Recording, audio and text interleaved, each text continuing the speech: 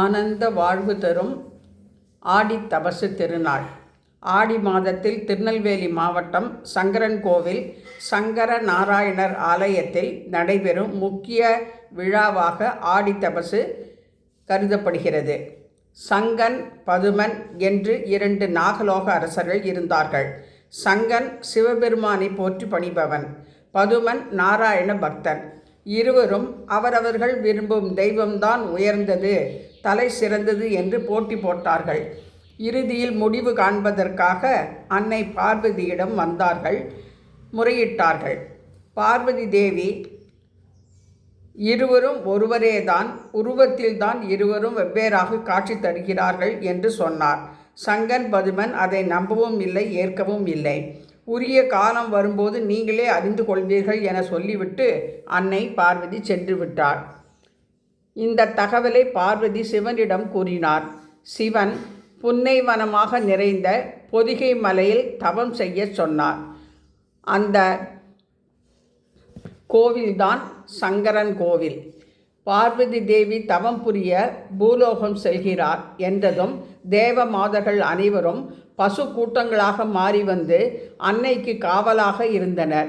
கோ என்றால் பசு அல்லவா?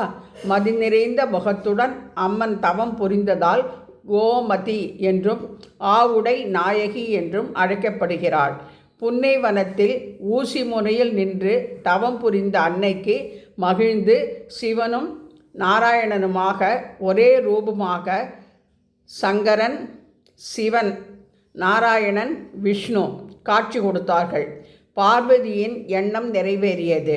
சிவன் ஒரு பாகத்தில் தரையில் ஜடாமுடி, கங்கை, பிறை, நெற்றியில் திருநீற்று பட்டை, கழுத்தில் பாம்பு, ருத்ராட்சம் அணிந்த கோலமாகவும், மற்றொரு பாகத்தில் தலையில் மகாவிஷ்ணு, கிரீடம், நெற்றியில் திருமண், கழுத்தில் துளசி மாலை, கையில் சங்கு ஏந்திய நிலையில் சங்கர நாராயணராக காட்சி அளித்தார்.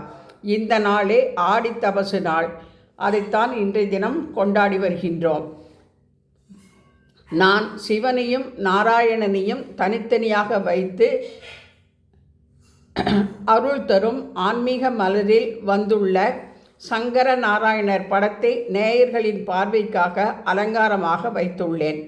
அம்மன் தபசு செய்து கோமதி என்ற பெயர் பெற்றதால் மலர் பாவாடையாக அலங்காரம் செய்துள்ளேன். சத்யநாராயண அஷ்டோத்திரம் குருவாரமாகவும் இருப்பதால் பூஜை செய்து அனைவருக்கும் பிரசாதம் அளித்து ஆசி பெற்றேன். லலிதா அஷ்டோத்திரமும் சத்யநாராயண அஷ்டோத்திரமும் படித்து பிரகஸ்பதி என்கிற குருவார நவகிரக பாடலையும் பாடி இன்றைய தினம் வழிபாடினை செய்து மகிழ்ந்தேன்.